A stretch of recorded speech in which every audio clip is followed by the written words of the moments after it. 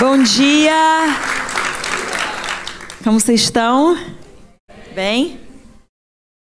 Estou muito feliz de estar aqui com vocês. Teófilo já seguiu para o próximo destino uns dias atrás, mas eu continuei e depois desse culto também eu sigo de volta para São Paulo.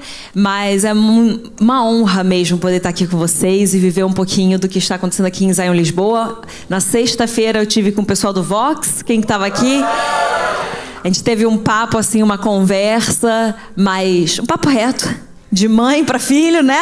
E foi, eu acredito ter sido muito especial. E hoje eu queria conversar então com vocês, falar um pouquinho com vocês. Deixa eu só perguntar, vai chegar meu cafezinho? Obrigada. Gente, é o último dia da viagem. Só tem três crianças comigo. Mas a gente indo dormir super tarde e aí eu continuo acordando cedo, porque com criança não existe férias e não férias, é sempre igual. Então, é aquele negócio, né? Eu estava vindo no carro e falei, nossa, Rafa, hoje eu vou precisar de um café. Mas aí eu tô perguntando só se... Ali, ó, chegando. Gente, aplausos para essa grávida maravilhosa. Quer fazer alguém ficar com vergonha? É só ficar perto de mim. Obrigada, Rafa. Eu gosto de fazer as pessoas passarem vergonha. Minha linguagem de amor. Te zoar e te fazer passar vergonha, mas só um pouquinho. Mas põe a mão no teu coração, fala, Senhor Deus, fala comigo, toca o meu coração. Eu me abro para receber da tua palavra. Põe a mão na tua mente, fala, Senhor, mexe na minha mente, me ensina os teus caminhos, me faz entender além do natural. Em nome de Jesus. Amém. Hoje eu queria falar com vocês, então, sobre a cruz. Quem concorda que é um bom tema para a gente falar? Geralmente a gente pensa, né, em tudo que a cruz fez por nós, aquilo que ela pode fazer por nós, mas eu queria falar muito sobre aquilo que a cruz faz em nós, que é um pouquinho diferente. E eu quero começar falando uma fala mesmo, um quote de N.T. Wright, que fala o seguinte. Então presta bastante atenção, porque é meio longo. A crucificação não é somente sobre a salvação individual das nossas almas, mas também sobre a inauguração de uma nova criação, na qual o reino de Deus é trazido à terra. Então, não é só sobre as nossas almas, mas é a inauguração de uma nova criação, no qual o reino de Deus, então, vem à terra. A cruz foi um momento decisivo no plano de Deus para a redenção e restauração do mundo. E foi o início da revolução que transformaria toda a criação. Então, a cruz, ela vem com esse momento decisivo e ela muda a história da humanidade.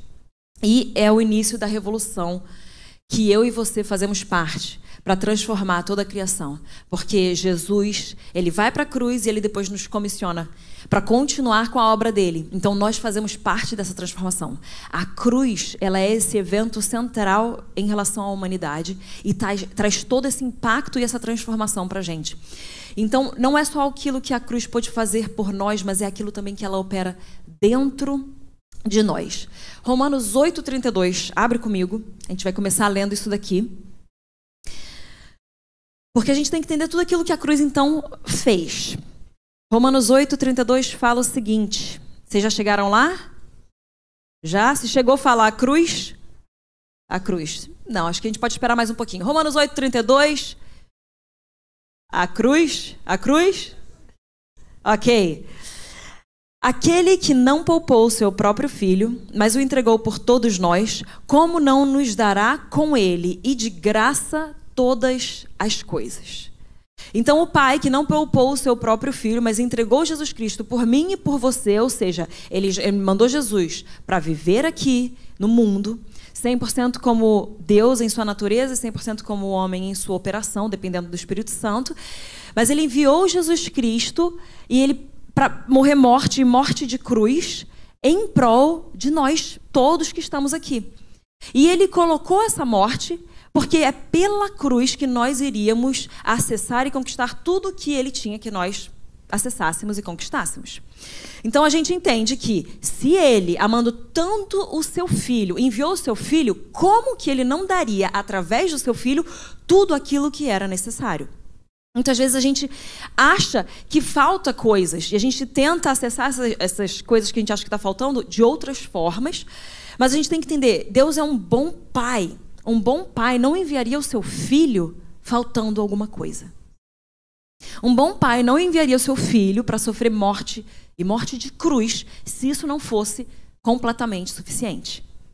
Então, nele, com ele, de graça, todas as coisas já nos estão disponíveis. Através da obra da cruz. A cruz, ela é a base da provisão eterna do Senhor para todo aquele que nele crê. Ou nós recebemos essa provisão de Deus, eu não estou falando provisão financeira não, gente, vamos pensar, né? Prosperidade, provisão, é muito mais, mas muito mais do que dinheiro. Então, toda a provisão que nós precisamos vem através da cruz, ela é a base disso tudo. E a gente ou recebe pela cruz, ou a gente não recebe de forma alguma. Não tem nenhuma forma de nós recebermos qualquer coisa no Evangelho, de que recebemos qualquer coisa de Deus, se não for pelo acesso da cruz. A cruz, ela é a base para tudo isso, para toda a nossa provisão como cristão, como filho de Deus aqui na terra. A nossa provisão, ela começa ali na cruz. Então, nós precisamos receber a partir da graça. Então, não é aquilo que a gente se esforça para receber, não é aquilo que a gente tenta dar um jeitinho, mas é realmente largar todo o nosso orgulho, largar todas essas coisas e acessar através da graça que nos foi disponível através da cruz. A cruz, ela é base também para a vitória plena de Jesus Cristo sobre Satanás. Importante a gente entender isso, que através da morte de Jesus, o seu sacrifício substitutivo, a sua ressurreição vitoriosa, a sua ascensão triunfante, Jesus colocou para Satanás e o seu reino uma derrota irrevogável, completa, permanente. Então, quando nós olhamos para a cruz, não é só que na cruz nós temos toda a provisão que a gente precisa para viver em terra. Mas na cruz também houve uma vitória, once and for all, de uma vez por todas, sobre Satanás. E foi definitivo.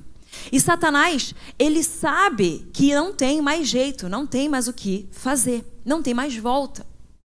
Ele sabe que ele já perdeu. Por isso que ele tem algumas artimanhas para tentar fazer algumas coisas que eu já vou entrar. Porque o que acontece? Se você tampa da igreja o entendimento e a revelação do que a cruz fez, você tira da igreja o poder da cruz para ela. Tem sentido?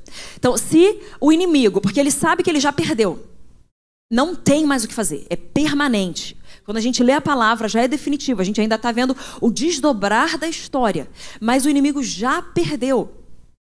Então, se ele tem já essa derrota já definitiva, o que ele vai tentar fazer é simplesmente tampar os nossos olhos de entender e de ter revelação daquilo que Deus fez.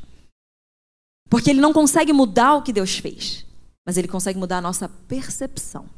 O nosso entendimento, a nossa revelação acerca daquilo. E é isso que ele tenta fazer. Então, ele tenta esconder da igreja aquilo que foi conquistado pela cruz. E quando ele tenta esconder da igreja o que foi conquistado pela cruz, ele nos faz incapazes de aplicar essa derrota que foi conquistada na cruz sobre ele. Faz sentido entenderam? Ou foi muito? Tá bom. Então, ele tenta nos tirar o poder pelo engano, porque o poder não vai poder ser tirado das nossas mãos, mas se nós somos enganados, nós não conseguimos atuar e operar com esse poder, porque a gente acha que a gente de fato não tem. Então a derrota que já é dele não é aplicada sobre ele, sobre Satanás, porque a gente não tem o entendimento. Abre lá comigo em Gálatas 3, agora. Então o inimigo, ele já sabe que ele perdeu e que não tem jeito, então tudo que ele vai tentar fazer é nos enfeitiçar. Gálatas 3, versículo 1, fala o seguinte: ó Gálatas insensatos, quem os enfeitiçou? Não foi diante dos seus olhos que Jesus Cristo foi exposto como crucificado? Gostaria de saber apenas uma coisa: foi pela prática da lei que vocês receberam o Espírito ou pela fé naquilo que ouviram? Será que vocês são tão insensatos que, tendo começado pelo Espírito, querem agora se aperfeiçoar pelo esforço próprio? Será que foi inútil sofrerem tantas coisas? Se é que foi inútil, aquele que dá o seu espírito e opera milagres entre vocês, realiza essas coisas pela prática da lei ou pela fé com a qual receberam a palavra? Então, Paulo está falando aqui com um povo, presta atenção, tem milagres que acontecem dentro deles. Ele está falando com um povo que recebeu o Espírito Santo. Ele está falando com um povo que é crente, não é um povo aqui que não conhece a palavra, que não conhece Jesus, que não conhece aquilo que aconteceu. Ele está falando com um povo que de fato estava andando nos caminhos. Mas ele fala, quem foi que enfeitiçou vocês? Porque vocês receberam o Espírito. Vocês começaram pelo Espírito. O Espírito opera milagres no meio de vocês. O que está acontecendo que agora vocês estão voltando para a lei e voltando pelos seus esforços próprios? Ou seja, para a religião, para poder acessar a graça que já nos foi dada pela cruz. Então, ele está falando para eles assim, o que aconteceu que vocês estavam no caminho e vocês ficaram muito loucos e voltaram para a escravidão da qual vocês já tinham sido libertos? O que foi que enfeitiçou vocês? Eles estavam passando por um feitiço, e esse feitiço vem exatamente de Satanás. Eles perderam de vista a coisa mais poderosa, que era Cristo crucificado. Porque é na obra da cruz que existe a provisão, que existe a derrota sobre Satanás e que existe tudo o que nós precisamos. E quando Cristo é crucificado, a nossa carnalidade é crucificada também. O legalismo é crucificado. E quando a gente vê que a gente perde Cristo crucificado de vista, nós voltamos a operar de volta com a nossa carne e com o legalismo, com religiosidade. Então você sabe, talvez você já tenha passado por isso, ou então talvez só eu, porque vocês são mais santos que eu, mas aquele momento que de repente, né, você começa a ficar um pouquinho cri-cri demais, crítico demais. Você começa a ficar muito julgando demais. Você fala, não, mas aquela pessoa está fazendo isso, não, mas... E aí você fica só a verdade, sabe, sem amor nenhum.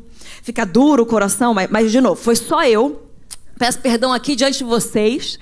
Vocês já estão num outro nível, vocês já estão aqui, ó, tipo, quase chegando na glória.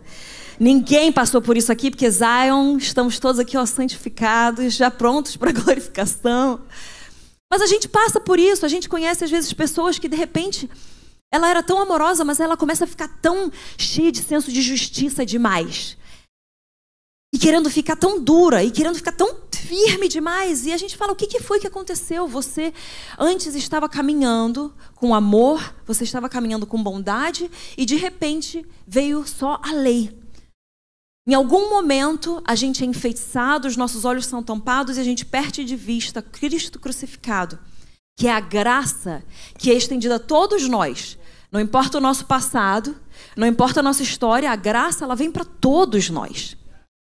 Então, quando eu começo a olhar e falo assim, não, mas espera aí, a cruz é aplicada para essa pessoa, mas aquela ali já não tem mais jeito. Quem somos nós, não é? E isso aqui parece meio agressivo quando eu falo daqui de cima, mas tenta ressignificar essas palavras e ver se a gente mesmo já não passou por isso. Quando a gente olha e fala assim, não tem mais jeito aquela pessoa não, nossa, ai, não sei, melhor ir para outra igreja. Melhor ir para outra igreja porque eu já não sei mais o que fazer, acho que nem Jesus mais nessa causa. Mas o Senhor, Ele continua operando e é estendido isso a todos nós. Quando nós perdemos de vista o poder de Jesus Cristo indo para a cruz e vencendo a morte, é que a gente para de estender o amor e a bondade e o poder da cruz para as outras pessoas. E a gente entra, então, nesse legalismo. Aquilo que nós temos que fazer, como nós temos que nos vestir, como nós temos que agir, como nós temos talvez que pregar, e começa a ficar cheio de macetes para a gente parecer santo, parecer espiritual e parecer digno do reino de Deus. Mas nenhum de nós vai poder parecer digno o suficiente para realmente merecer o reino de Deus. Nós só podemos receber o reino de Deus por causa da obra da cruz. Nada, nenhuma conduta perfeita nossa vai conseguir merecer. Mas isso não quer dizer que a gente não vai buscar uma conduta digna do Senhor. Vocês entendem? Eu estou falando aqui com crente maduro, não é não? A gente vai continuar buscando porque essa é a obra do Espírito Santo dentro de nós. Mas nós precisamos entender, é a obra dele, é a atuação dele, não é aquilo que eu tento, como os Gálatas insensatos, enfeitiçados estavam fazendo pelo seu próprio esforço, buscando de volta receber aquilo que eles já tinham recebido. O inimigo, ele faz isso, ele pega e fala assim, não, você ainda não recebeu. Você não recebeu o perdão, você não recebeu a salvação, você vai ter que trabalhar para merecer e receber tudo isso daí. Então vamos lá. Já que eu não vou conseguir te tirar de dentro do evangelho, porque você já foi muito convicto da obra da cruz, eu vou então te tirar de vista Cristo crucificado. Você não vai dizer não para o evangelho, mas eu vou te forçar para dentro de um legalismo, eu vou te forçar para dentro de uma religião. E aí você vai acabar perdendo a intimidade com Deus. E quando você perde a intimidade com Deus, você também perde o cheiro de Deus. E você perde o poder dunamis do Senhor através de você levando pessoas a Ele. Então por que às vezes a gente não consegue ver pessoas sendo salvas perto de nós? Porque quem sabe a gente está pregando muita lei e a gente está manifestando muito pouco o amor. E o amor de Deus não é um amor que só recebe e não corrige. O amor de Deus é um amor que recebe, traz para perto, lava, corrige, alinha. Mas nós só conseguiremos levar pessoas a Deus se nós de fato manifestarmos esse amor. Então nós precisamos ter Cristo crucificado sempre perto aqui da nossa mente, do nosso coração, sempre nos lembrando disso. A gente não pode perder de vista. E a gente sabe que, então, né, qualquer adição ao plano da salvação é legalismo. Então, qualquer adição àquilo que a gente acha que significa ser salvo é legalismo. Então, está fazendo sentido isso para vocês? Quando a gente pensa que precisa sempre de um pouquinho a mais, de uma atitude a mais. Mas a atitude que nós precisamos ter para a salvação, ela é muito simples. É um coração arrependido de fato. É você ir aos pés da cruz. É você crer com seu coração que o Pai enviou o Filho e que Ele ressuscitou. Você receber isso no seu coração, você confessar com a sua boca, você é salvo. E aí, então, é o processo de você continuar sendo salvo no processo de santificação pelo Espírito Santo. Mas nós não podemos adicionar nada ao plano da salvação. Ele é perfeito do jeito já que o Senhor fez. Assim como o Evangelho também é perfeito do jeito que ele é.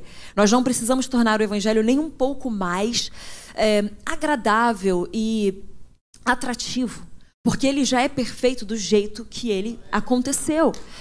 E quando nós, como igreja, tentamos deixar o Evangelho atrativo para o mundo, tornando o Evangelho um pouco mais mundano, nós tiramos o poder do Evangelho de tirar o mundo da pessoa. E aí a gente está trazendo um evangelho com o mundo para tentar talvez tirar o mundo da pessoa, mas na verdade o mundo já está dentro daquele evangelho, que não é um evangelho de fato, que nós temos muitas vezes vivido. Gálatas 3:10. Eu vou citar bastante versículo hoje. Gálatas 3:10 fala: já os que se apoiam na prática da lei estão debaixo de maldição. Pois está escrito, maldito todo aquele que não persiste em praticar todas as coisas escritas no livro da lei. Então, se nós operamos de volta no legalismo, eu sei, isso aqui parece um pouco agressivo, mas eu acho que a gente está precisando um pouco, como igreja, voltar mais ao preto no branco. As coisas como eram. Sabe quando a gente ouve das histórias que antigamente o pessoal ia com as placas para as praças, falando, se você não for salvo, você vai para o inferno? E a gente fala, nossa, que jeito agressivo. Eu acho que hoje em dia a gente está pegando e falando para as pessoas, olha, se você não aceitar Jesus, não fica tranquilo, não tem inferno não. Você aceitando Jesus, não aceitando Jesus e eu aceitando Jesus, a gente vai tudo para o mesmo lugar. Então, essa coisa de inferno é muito agressivo para você. Vamos tirar o inferno da Bíblia, vamos parar de falar dessas coisas para ficar um pouquinho mais atrativo, para você ter menos medo. Porque Jesus é tão bom, Deus é tão maravilhoso. Não tem inferno, não. Acho que a gente está precisando, eu não estou falando que a gente tem que voltar a colocar placa de inferno no meio das praças. Mas a gente precisa falar que existe pecado e existe o inferno. É por isso que Deus Pai enviou Jesus Cristo, para que nós não tivéssemos que sofrer essa morte e fôssemos para o inferno. E essa é a razão ali. Então, nós precisamos olhar para isso e falar, não, existe. Então, existe uma maldição se eu estou debaixo da lei. Porque quando eu estou debaixo da lei, operando nas coisas da lei, duas coisas eu quero falar. Se você não pratica todas as coisas que está escrito no livro da lei, você está debaixo, então, de maldição. Maldito é todo aquele que não persiste em praticar tudo. Mas a outra coisa, quando nós estamos buscando acessar a obra da cruz pela lei, é que nós estamos falando para Jesus que a morte dele não foi suficiente, que o sangue derramado dele não foi suficiente. Aquele sacrifício pleno, permanente, poderoso, está consumada a obra, não foi suficiente. Eu preciso agora fazer por merecer. Eu preciso, então, operar de acordo com as práticas que estão colocadas no livro da lei. A gente perde de vista Cristo crucificado e o poder que estava na cruz. E a gente esnoba o Espírito Santo. Porque o Espírito Santo é quem opera a obra da salvação em nós. Tanto a justificação, quanto esse processo de santificação.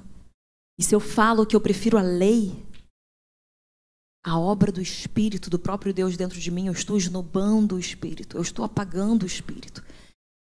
E nós sabemos que o Espírito é como, vou colocar aqui de um jeito, a parte mais sensível da Trindade. O Pai e o Filho, eles falam, vocês não podem apagar o Espírito. E o Espírito é quem nos ensina a honrar e exaltar e a glorificar o Pai e o Filho. Então nós não podemos, existe um cuidado sobre a presença do Espírito que é o Deus vivo vivendo em terra conosco. Jesus veio e habitou aqui em terra, mas o Espírito Santo habita dentro de você, pensa nisso. Ele é Deus com você aí agora. E nós não podemos esnobar o poder do Espírito atuando dentro de nós. Só anota isso aqui, você não precisa abrir, mas em Jeremias 17, no versículos 5 e 6. Fala assim, assim diz o Senhor, maldito o homem que confia no homem, faz da carne mortal o seu braço e aparta o seu coração do Senhor.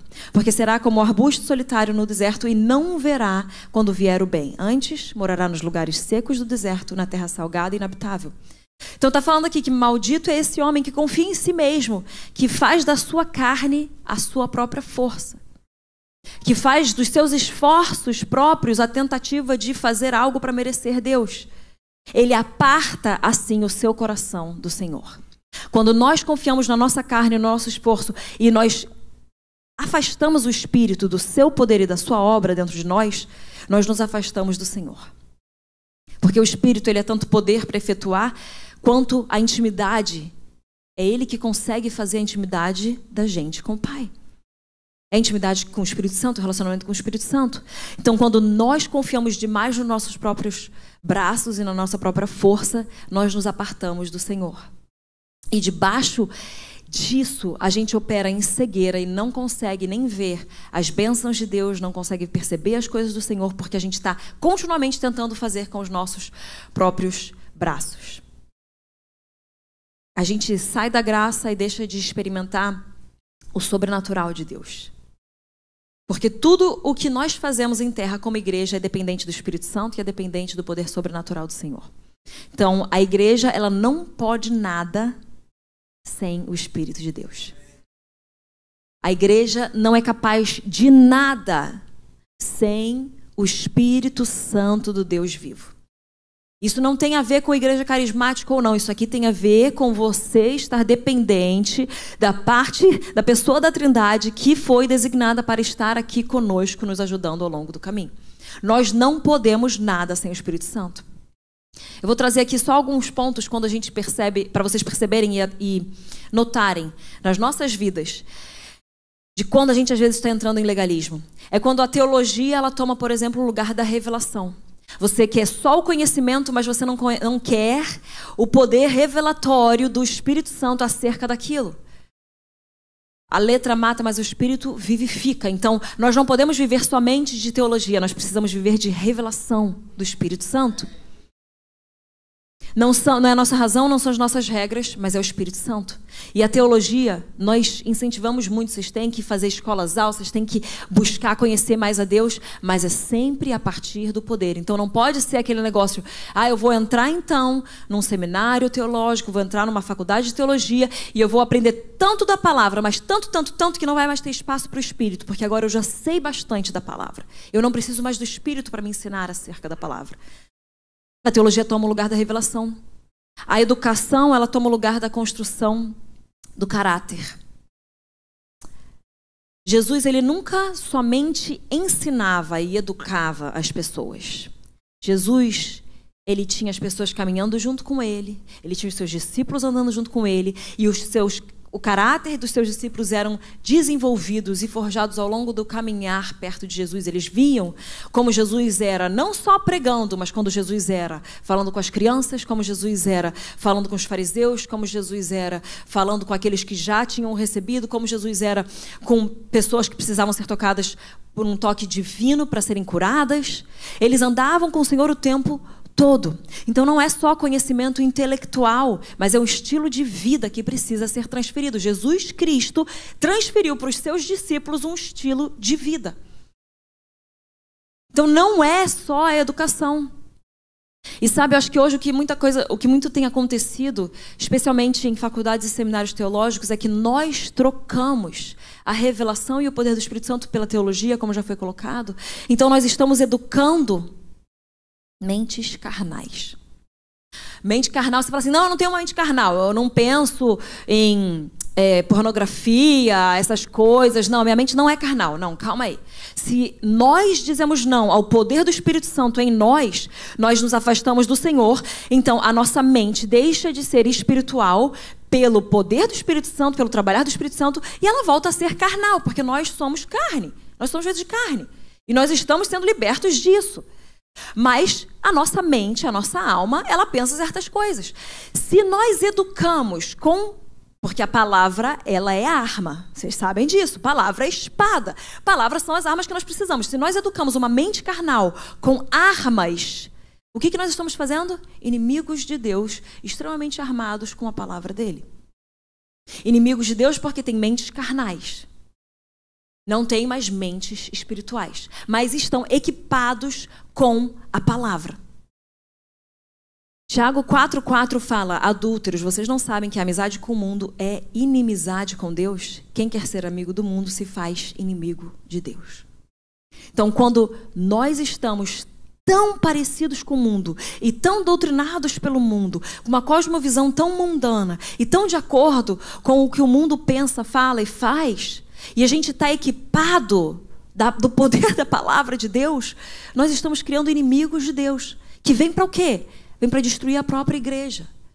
Porque o que mais nós vemos infelizmente, são pessoas que têm muito conhecimento de palavra, mas pouca revelação aplicada em suas vidas. E aí, este conhecimento de palavra não vem para convencer o mundo com o poder do Espírito Santo, da justiça, do pecado e do juízo. Este conhecimento de palavra dura vem para acusar o mundo, vem para acusar a igreja. E nós sabemos que Deus não é o nosso acusador. Quem é o acusador é o inimigo. O Espírito é aquele que convence. Então o Espírito Santo, ele traz o convencimento. Quando nós nos damos conta do nosso pecado, o que acontece? Nós somos convencidos que nós precisamos mudar, que nós precisamos ser transformados. E existe esperança para sair daquilo. Só que quando nós temos somente o conhecimento falado, ele vem somente para acusar. E aí não traz a esperança para você sair daquele lugar. Então a educação, ela toma o lugar da construção de caráter. E aí nós vemos inimigos de Deus por aí. A psicologia, ela toma o lugar do discernimento. Como eu falei, nada nós podemos sem o Espírito Santo. Só que hoje em dia nós estamos nos apoiando mais nas coisas do mundo do que nas coisas de Deus, para que nós tenhamos respostas que já estão nas coisas de Deus. E quando eu falo isso, eu falo com todo respeito para a psicologia, para a terapia, tudo, para a psicanálise. Isso é extremamente positivo, mas quando nós buscamos mais nestas coisas, a cura que já nos está disponível na palavra e no relacionamento com o Senhor, existe um problema nisso. Existe um problema quando nós elevamos tanto uma profissão ao lugar que deveria ser o lugar de Deus. Nós precisamos ter o Espírito de Deus e o relacionamento com o Senhor, e aí então nós podemos ir a um psicólogo, aí então nós podemos ir a um médico, aí a gente pode ir para outros lugares buscar adição àquilo, mas o poder tem que vir primeiramente de Deus. A gente não pode permitir com que aquilo que já está disponível para a gente, através da cruz e na palavra, venha a ser roubado pelo mundo, e aí a gente começa a pedir para o mundo aquilo que Deus já nos deu e já nos deixou disponível na cruz. Os programas, eles tomam o lugar de uma direção sobrenatural do Espírito Santo. Às vezes a gente entra naquele formato de culto tão certinho e tão perfeito, e aquele programa tão assim, redondinho, que a gente perde o fluir do Espírito. Às vezes a gente entra no dia a dia e até o nosso devocional tão quadradinho demais que a gente perde aquilo que o Espírito quer fazer. E eu não estou falando que todo dia você vai ter um devocional, que você vai ser roubado pelo Espírito Santo, capturado, vai ser levado aos céus, vai ver anjos e coisas maravilhosas vão acontecer. Não, na maioria dos dias você vai sentar com a tua água, com o teu café, você vai abrir a tua Bíblia, você vai ler, aquilo vai te convencer, aquilo vai mudar a tua mente, vai lavar a tua mente, você vai orar em cima daquilo, você vai fechar a sua Bíblia, você vai meditar ao longo do dia, aquilo está educando a tua mente mais uma vez. Mas tem dias que vão ser, uou! Vai ser aquela coisa que, pelo menos eu, não sei você, eu acho que eu gosto. Quando fica um pouquinho selvagem. Alguém gosta? Quando fica um pouquinho mais selvagem? Quando o Espírito pega e aí ele acaba com a tua dignidade? Eu gosto desse, eu gosto.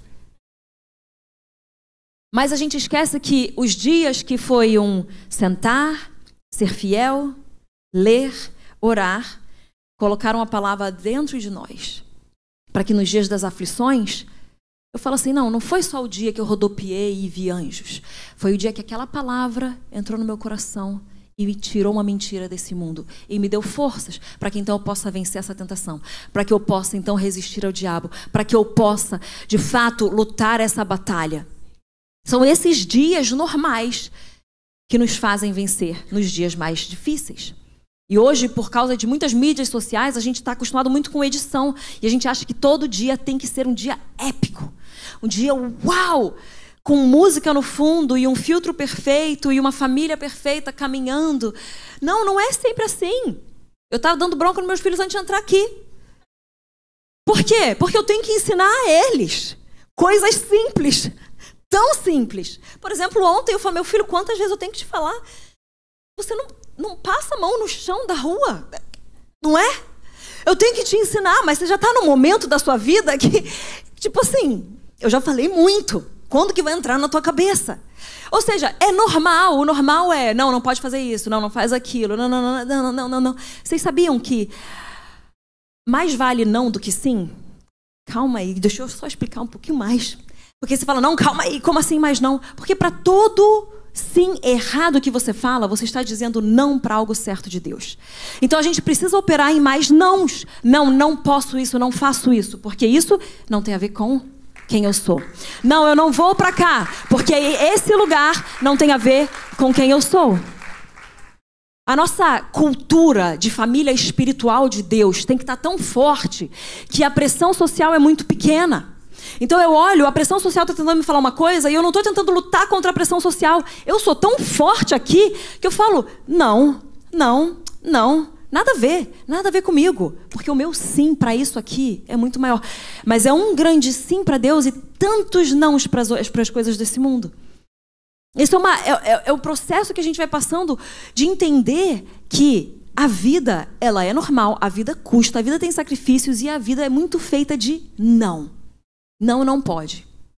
E talvez alguns de nós deveriam ter ouvido mais não dos nossos pais para aprender que não é não. Por quê, mamãe? Hoje você não vai saber por quê. Porque Deus não te deve explicação do não que Ele fala para você. Assim como seus pais também não. A eloquência, ela toma o poder do sobrenatural. Ela toma o lugar do poder sobrenatural. Então nós vemos muitos bons comunicadores.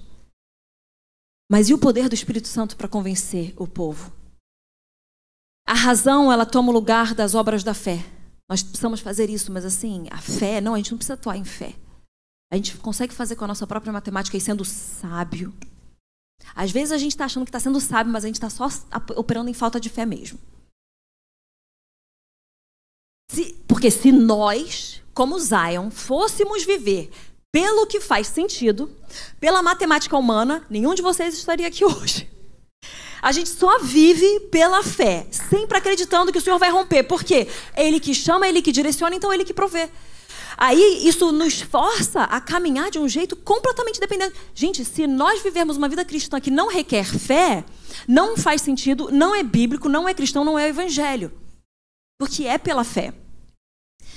A lei, ela toma o lugar do amor, como eu já falei. Então essas são algumas coisas que a gente começa a perceber. Nós perdemos de vista, talvez, Cristo crucificado.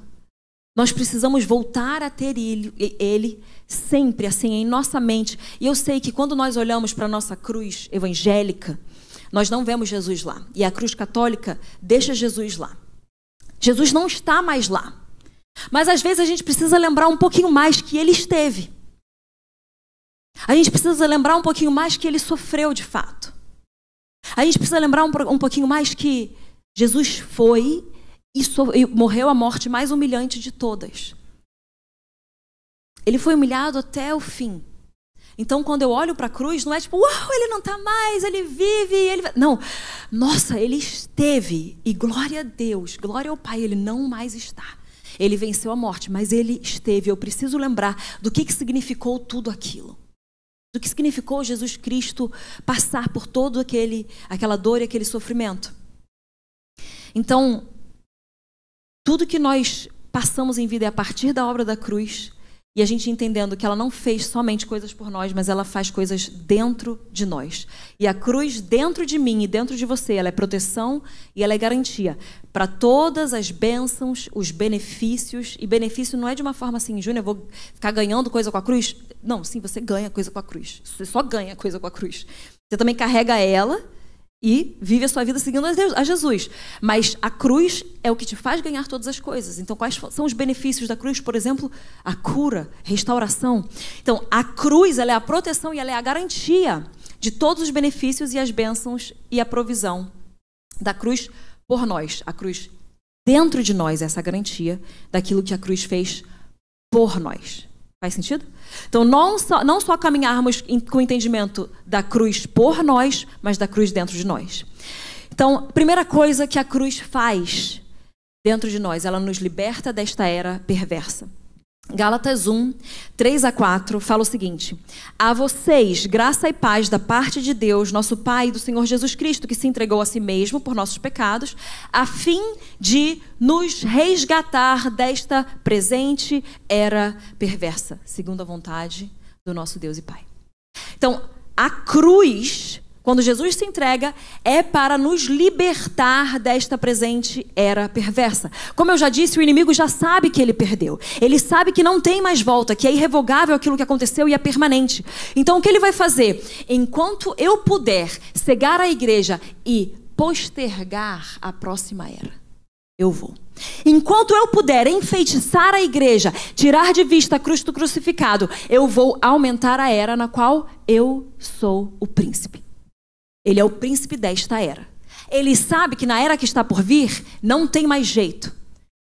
Então, só o que ele pode fazer é o engano e tentar alongar a era em que estamos. E nós, como igreja, muitas vezes permitimos, porque a gente não está usufruindo daquilo que a cruz deve fazer dentro de nós e aquilo também que ela fez por nós, e permitimos com que esta era se prolongue. Mas o Senhor está querendo trazer para a gente esse entendimento. Nós precisamos manter a cruz sempre à nossa vista, para que nós aceleremos a volta de Jesus Cristo, para que nós encurtemos esta era da qual o inimigo é príncipe. Lá em 2 Coríntios 4:4, também só anota, não vai abrir, porque senão não vai nem dar tempo de vocês abrirem todos, mas anota para vocês verem se eu estou falando certo, tá? Uma coisa muito importante de você fazer, toda vez que você voltar da igreja, rever a palavra, vai nos versículos, confirma que aquilo é bíblico, tá bom? Isso daí não é uma coisa desrespeitosa, isso na verdade é o que nós temos que fazer, para nós nunca sermos enganados, amém? Então você vai lá em 2 Coríntios 4:4 depois e você vai ver que está escrito, nos quais o Deus deste século cegou o entendimento dos incrédulos, para que não lhes resplandeça a luz do evangelho da glória de Cristo. Então, ele cega o nosso entendimento para que não resplandeça a luz do evangelho. E a gente acha que tudo bem ter uma cosmovisão mundana. Mas tudo bem falar para minha filha, vai trabalhar e vai estudar para você nunca depender de homem nenhum. Gente, isso aí é feminismo.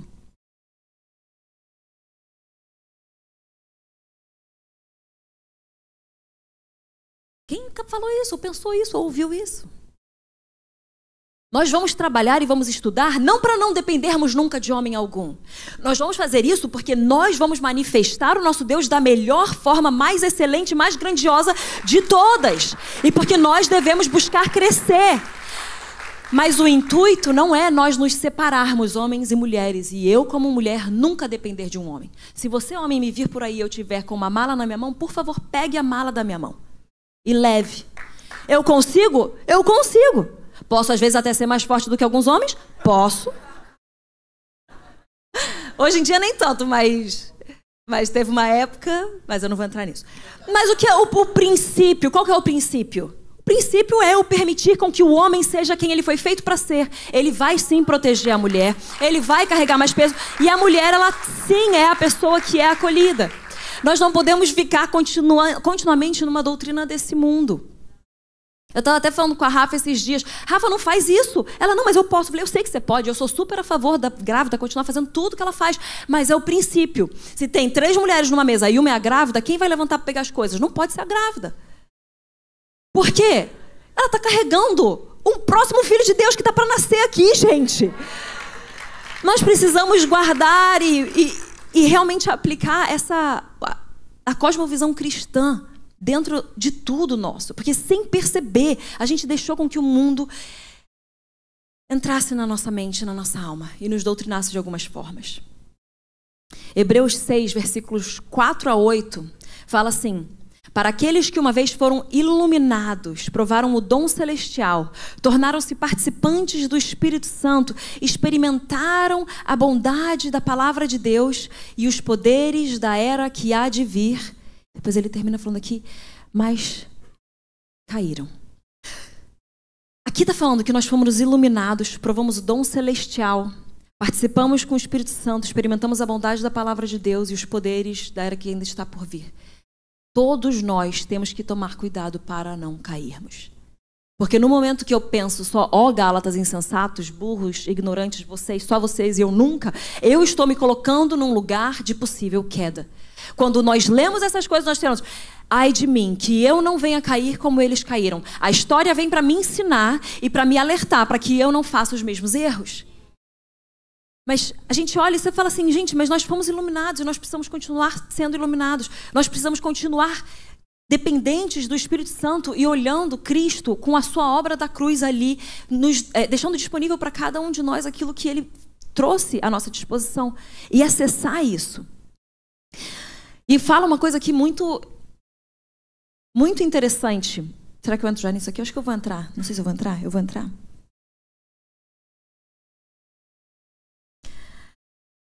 Bom, não vou entrar, não. Eu vou entrar sim. Não é nada demais, mas às vezes para alguns aqui pode ser que seja. Por quê?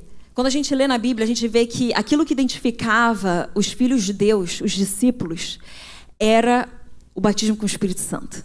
Quando eles viam que eles começavam a ser cheios do Espírito Santo e eles começavam a orar em línguas e falar e profetizar, eles falavam, epa, esse aí é do meu time. Eu reconheço. Eu reconheço, isso aqui é o selo.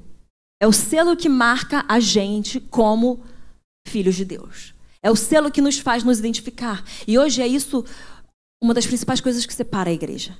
O falar em línguas. E quando a gente olha para cá, para essa passagem que eu acabei de ler, fala dos poderes da era que há de vir. A era que há de vir é uma era que o Senhor não vai mais precisar passar pela nossa alma, pelo nosso pensamento, que ainda está sendo santificado, já vai estar pleno ali, então ele não vai mais ter que navegar por isso, porque hoje, enquanto estamos aqui em terra, tudo o que o Espírito de Deus faz através de nós tem que passar através da nossa alma, tem que passar através do nosso entendimento, das nossas vontades e tudo. Então o Espírito, ele vem e traz uma inclinação para nós, mas tem que passar pela nossa alma. Por isso que o salmista fala, canta minha alma, bendiga o Senhor, ó minha alma. Por quê? Eu vou mandar, o meu espírito está sendo inclinado a adorar e bendizer a Deus, então eu vou mandar a minha alma fazer isso. Agora tem uma coisa, enquanto nós estamos em terra, que dribla a nossa mente e a nossa alma, que é orar em línguas. Porque quando nós oramos em línguas, nós oramos em mistérios a Deus, é o Espírito intercedendo por nós. É o único momento, enquanto nós estamos aqui, que nós acessamos a era que está por vir, que não vai precisar passar por alma nenhuma. Faz sentido? Então nós precisamos sim acessar o poder que existe na oração em línguas. E só para te explicar, eu nasci numa presbiteriana, avivada, mas eu nasci numa presbiteriana. Eu cresci depois numa batista e aí depois eu fui assim, escangalhada para o carismático. E estou eu aqui, ou seja, eu sei, eu passei por lugares mais tradicionais, mas nós precisamos olhar e falar, existe um poder na oração em línguas, que nós não podemos, primeiro ponto, permitir com que isso venha separar a igreja, porque isso é exatamente o que nos identifica como igreja, e que nos une, porque quando a gente vê a igreja primitiva, que é que ensina a gente como ser igreja, é assim que eles se identificavam. É isso, e também isso nos faz acessar lugares. Existem estudos que mostram como que pessoas que oram em línguas todos os dias têm mais domínio próprio, têm menos ansiedade, falam menos palavrão, têm mais amor pelo próximo. Pessoas que continuamente estão orando em línguas angelicais. Nós precisamos buscar, sim, esse dom. E isso não pode ser um negócio, não, mas é que eu nunca fui. Busque até você ter. Não permita com que a ofensa entre no seu coração. Continue continuamente buscando. E a gente estava no Greenhouse, no Dunamis Greenhouse, semana passada, e 4 pessoas foram batizadas com o Espírito Santo lá. Foi uma das coisas mais lindas. E em dado momento, a menina, eu vi que ela estava orando em línguas e eu senti uma inclinação de Deus. Falou assim, põe o microfone. Olha, isso aí pode ofender muitos, né? Põe o microfone na boca dela para o pessoal ouvir. Eu só fiz assim. E aí ela estava completamente tomada. Sabe aquela vez que a pessoa é batizada com o Espírito Santo, você acredita tudo de novo, você fala, é real mesmo? E ela assim, orando e chorando e tremendo e orando em línguas. E o pessoal começou a celebrar e a exaltar o Senhor, porque eles viram mais uma vez um batismo novo, um encher novo e um transbordar novo do Espírito Santo.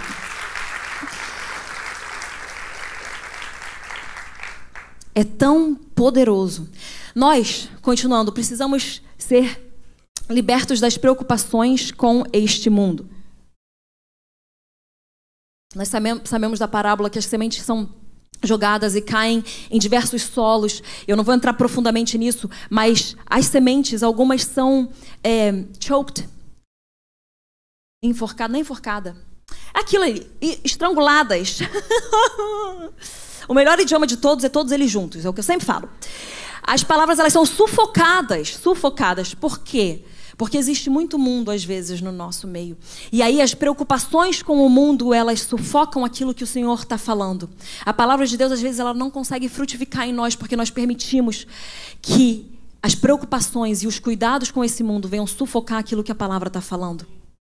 E a gente fica cego também, por causa disso, para olhar para a era que está por vir. Porque nós estamos nessa era e nós não estamos somente orando no nosso quarto secreto e tendo um relacionamento com o Senhor e esperando que Ele volte. Não. Nós somos alimentados no secreto e cantamos Maranata, mas nós vamos para fora e operamos a grande comissão, a obra que Ele tem para nós para acelerar a sua vinda. É esse mais esse. Então, nós olhamos e falamos assim, não, eu estou vendo a era que está por vir e está nas minhas mãos. Não está nas minhas mãos porque Deus não é poderoso o suficiente para acelerar a vinda dEle. Está nas minhas mãos porque Ele escolheu colocar nas nossas mãos uma responsabilidade para operar aqui em terra. Porque foi assim que Ele fez através de Jesus. Dependente 100% do Espírito de Deus. Então eu e você também estamos dependentes e estamos acelerando a segunda vinda de Jesus Cristo. Isso traz um encargo para nós como igreja. Nós precisamos acelerar. Orar para que Ele volte, sermos cheios aqui, mas também operarmos em toda a obra para que nós expandamos o reino de Deus e Ele venha mais rápido. Vamos lá. Por quê? 12:20 e eu estou entrando no meu ponto número 2. Eu vou só terminar isso aqui, o ponto número 1. 2 Timóteo 4:10 fala, porque Demas, tendo amado o presente século, me abandonou e se foi para Tessalônica. Crescente foi para a Galácia, Tito para a Dalmácia. Ele está falando aqui, Paulo, que um dos amigos dele, que estava com ele no ministério, amou demais o presente século. Pensa só, você estava andando com o apóstolo Paulo. Pô, Paulo é Paulo, né? Eu, infelizmente, eu me identifico mais um pouquinho com Pedro do que Paulo. Mas Paulo é Paulo. E se você está caminhando com Paulo, talvez alguém mais se identifique com Pedro? Ou só eu? De novo, né? Vocês estão mais santos. Mas a gente caminhando com Paulo, ouvindo de tudo que Jesus fez, a gente ainda pode amar demais o presente século. E aí, por isso, abandonar. Ou seja, uma pessoa que viveu e experimentou aquilo que ainda estava por vir. Será que nós temos amado demais o presente século? Essa era em que nós estamos, que é uma era perversa. E não é para trazer um desespero. Meu Deus, estamos debaixo de um regime de uma era perversa. Ó céus! Não! Uau, que oportunidade para trazermos uma invasão celestial. Uau, que oportunidade para sermos libertos desta era. Uau, que oportunidade para manifestarmos o Espírito Santo. E eu não vou amar essa era, eu vou amar a era que está por vir, porque é para lá que eu vou e é de lá que eu vim. Mas eu tenho um chamado e uma missão para essa era de agora. Segundo ponto, a cruz ela nos liberta da lei. Gálatas 2,19, sua nota, porque mediante a própria lei, morri para a lei, a fim de viver para Deus. Estou crucificado com Cristo. Então, mediante a lei, eu tive que morrer para a lei. Nós precisamos ser libertos da lei. E nós só podemos ser libertos de algo se nós morrermos para aquilo. Para que nós possamos viver para Cristo, nós precisamos morrer para nós mesmos. Nós vamos conseguir viver para Deus se nós formos libertos da lei, morrermos para ela. A morte é o único jeito. A lei ela está pregada na cruz, então a gente precisa ir até a cruz. Pegar a nossa cruz, seguir a Ele. Se a gente está debaixo da lei, o pecado ele continua nos dominando.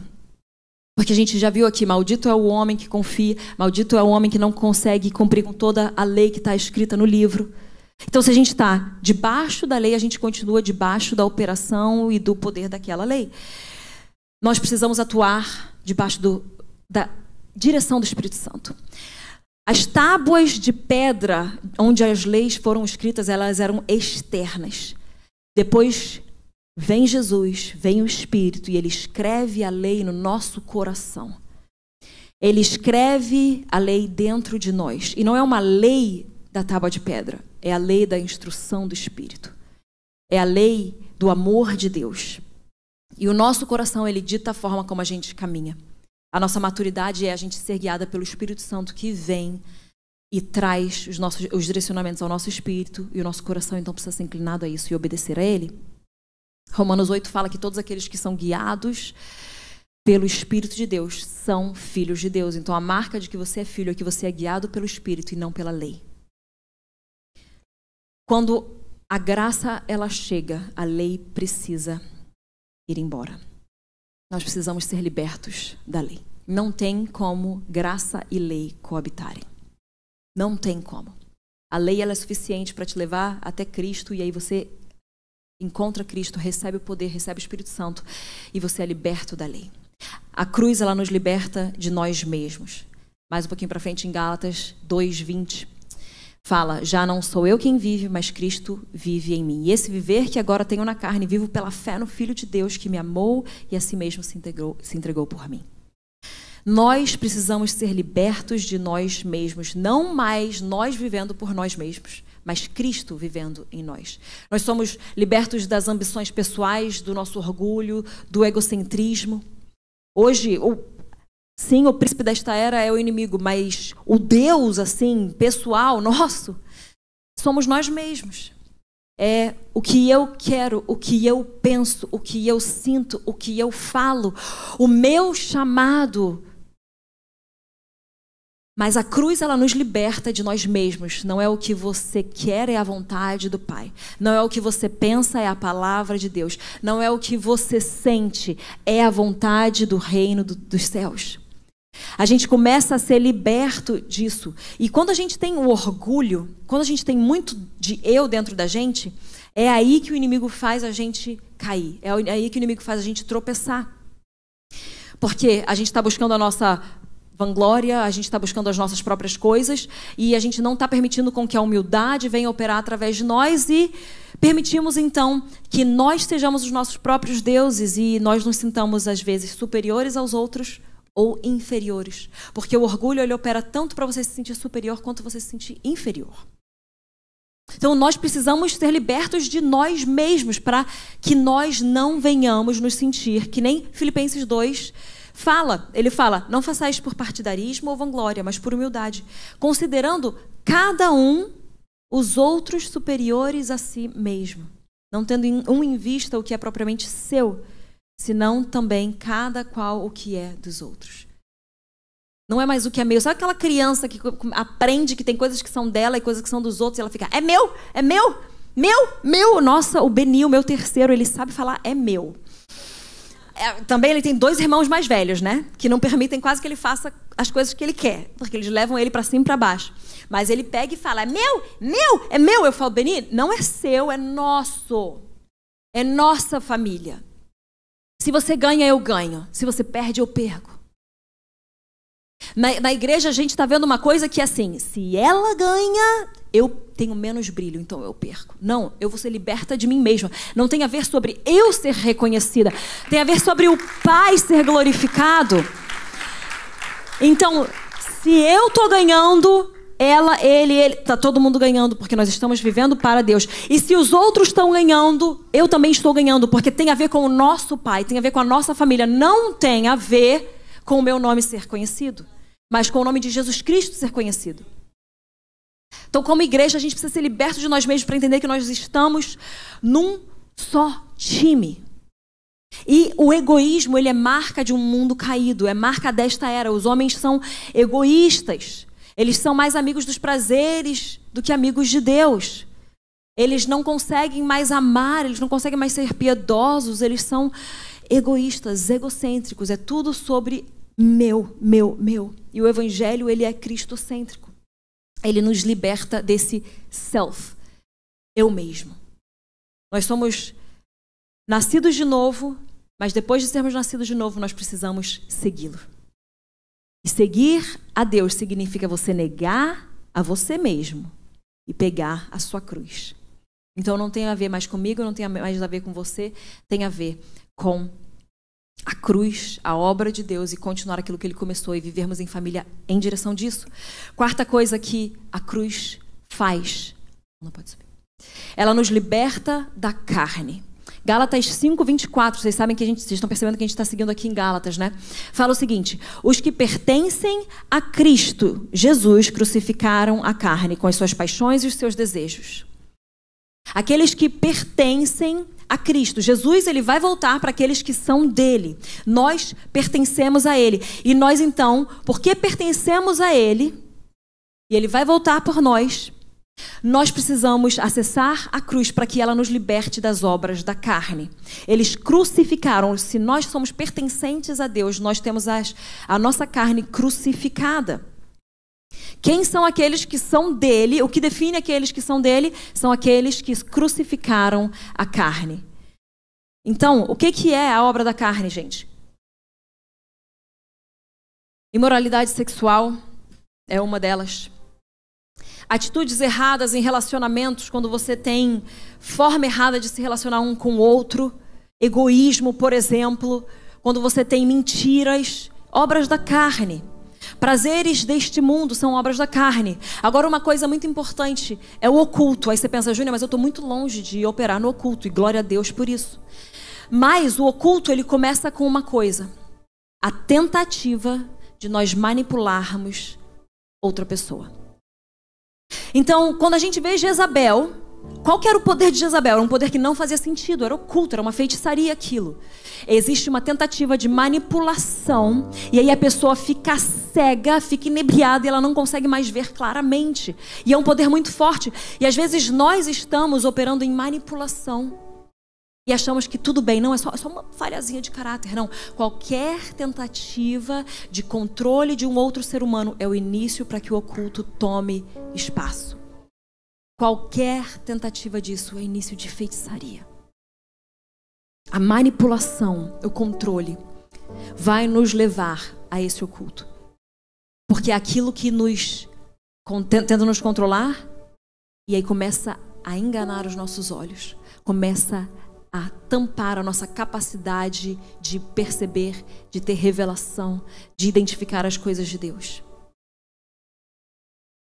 E a idolatria, o oculto, essa manipulação dentro da igreja se manifesta através de facções. A palavra fala sobre facções. As facções são grupos que estão manipulados, controlados e não conseguem mais enxergar direito, e eles começam a quebrar o corpo de Cristo. A cruz, ela vem para nos libertar das obras da carne, e nós precisamos ser libertos disso. Quando 1 Coríntios, no capítulo 3, fala que alguns dizem, eu sou de Paulo. Vocês lembram disso? Eu sou de Apolo. Nós não somos de ninguém a não ser de Cristo Jesus. As facções, elas nos separam e nos impedem de pertencer ao único a quem nós de fato pertencemos. E isso começa com esse controle, com essa tentativa aqui de manipulação. Você faz isso e você começa a separar o corpo de Cristo. E começa a impedir com que nós enxerguemos de fato aquilo que o Senhor colocou disponível para nós na cruz. E o último ponto é que a cruz nos liberta do mundo. A cruz nos liberta do mundo. Gálatas 6,14 fala o seguinte: quanto a mim, que eu jamais me glorie, a não ser na cruz do nosso Senhor Jesus Cristo, por meio da qual o mundo foi crucificado para mim e eu para o mundo. Que eu jamais me glorie, a não ser na cruz do nosso Senhor Jesus Cristo. Nós precisamos nos gloriar mais na cruz do nosso Senhor Jesus, por meio da qual o mundo é crucificado para nós e nós somos crucificados para o mundo. Fica de pé comigo. O mundo, ele é uma ordem social, o sistema de vida que se recusa a receber o governo de Jesus Cristo. O mundo, vou repetir isso daqui, ele é um sistema que se recusa a receber e se submeter ao governo de Jesus Cristo. A cruz nos liberta do mundo. Nós precisamos ter Jesus como nosso dono. Ele governa a nossa vida, o Pai governa a nossa vida e Ele tem o dizer sobre a nossa vida. Nós não somos como o mundo que não quer se submeter a um Deus, a um Senhor, a um senhorio pleno. De novo, não é mais o que você pensa, o que você quer. É a vontade do Pai. Jesus falava, eu não faço a minha vontade, eu estou aqui para fazer a vontade do Pai, e é essa vontade que me alimenta. Nós estamos aqui não para expandirmos as nossas próprias famílias e os nossos próprios impérios. Nós estamos aqui para continuarmos com a obra que Jesus Cristo começou. E por isso nós precisamos acessar a cruz, não perder de vista Cristo crucificado. Nós precisamos ser libertos desta era perversa, entender que existe uma era que ainda há de vir e que nós precisamos ansiar e acelerar a sua chegada. Nós precisamos ser libertos da lei, nós precisamos ser libertos de nós mesmos. Nós precisamos ser libertos da carne, das obras da carne, nós precisamos ser libertos do mundo. João 15, se o mundo os odeia, tenham em mente que antes me odiou. Se vocês pertencessem ao mundo, ele os amaria como se fossem dele. Todavia, vocês não são desse mundo, mas eu os escolhi, tirando-os do mundo. Eu gosto de falar de uma analogia, que um barco sobre as águas é algo muito interessante. Agora, as águas dentro de um barco fazem o quê? Afundam aquele barco. Nós, como igreja, somos chamados para ir pelo mundo. Nós não pertencemos a este mundo, nós somos tirados deste mundo, mas somos enviados para este mundo. Nós precisamos estar num barco sem brechas, sem buracos, um barco íntegro, um barco que opera em toda a liberdade para a qual Cristo nos libertou. E pode, assim, ser levado por toda e qualquer água deste mundo. Mas nós não podemos permitir, como igreja, que o mundo entre na igreja. Porque se o mundo entrar na igreja, o mundo vai afundar a igreja. Nós, como igreja, precisamos ser libertos deste mundo. Nós precisamos permitir com que a cruz venha nos libertar das coisas deste mundo. Deus não nos chama para nos parecermos com o mundo, para que ganhemos o mundo. Ele nos chama para parecermos com Ele, para que o mundo seja atraído a nós e conheça o Filho. Porque o Filho é o único caminho ao Pai, eu sempre falo isso, mas você talvez seja o único caminho de alguém até o Filho. Toma essa responsabilidade na sua vida. Zion, talvez aqui em Portugal, as pessoas com as quais você encontra, você seja o único ponto de contato com Cristo para aquela pessoa. Só Jesus é o caminho, e somente Ele é o caminho, a verdade e a vida. Mas assume a responsabilidade de levar alguém para Ele. Assume a responsabilidade de pregar com o poder do Evangelho, poder dunamis, explosivo do Espírito Santo. Assume a responsabilidade de se desvencilhar de todas as coisas deste mundo, para que você possa ser luz para esse mundo. Assume a responsabilidade de caminhar com uma conduta cristã tão forte, tão guiada pelo Espírito, que constrange as pessoas ao seu redor. Você agindo em amor, mas sendo tão diferente deste mundo, que o mundo olha para você e fala: eu quero o que você tem, porque você não tem nada a ver comigo. Eu não consigo entender, mas existe amor em como você fala, existe amor em como você vive, e você é de fato diferente de mim, porque talvez alguns crentes sejam muito parecidos com alguém do mundo. Então, por que o mundo vir para Cristo, se os crentes que eles estão vendo são como eles? Nós precisamos sim ser diferentes. Nós precisamos permitir com que a cruz opere em nós toda essa libertação. Então põe a mão no teu coração agora. Senhor Deus, vou orar sobre vocês. Pai, eu peço agora para que cada um venha receber essa palavra, Senhor, e venha permitir com que a cruz não opere somente coisas por eles, mas coisas dentro deles. Senhor, vem trazer convicção do nosso pecado. Vem nos libertar desta era perversa. Senhor, liberta cada um aqui também da necessidade de adicionar qualquer coisa ao plano da salvação. Nos liberta da lei, Pai. Senhor, nos liberta de nós mesmos, para que nós não sejamos os nossos próprios senhores. Senhor, nos liberta das obras da carne. Nos liberta, Senhor, das obras da carne que nos fazem manipuladores muitas vezes. Nos liberta das obras da carne que nos separam a igreja. Senhor, vem e nos liberta do mundo, Senhor. Arranca o mundo de dentro de nós. Arranca o mundo de dentro da tua igreja, para que nós possamos ser apresentados a ti, Senhor, sem rugas, sem mácula, vitoriosos, Senhor, gloriosos. O Senhor merece a sua noiva desta forma. E nós dizemos sim. Se você diz sim nessa manhã, levanta as tuas mãos e começa a falar para o Senhor: eu digo sim para a obra da cruz em mim. Nós dizemos sim, Senhor, para a obra da cruz dentro de nós. Nós não queremos só ser libertos, mas queremos andar na liberdade para a qual Cristo nos libertou. Queremos caminhar no poder da cruz nas nossas vidas e através das nossas vidas, Senhor.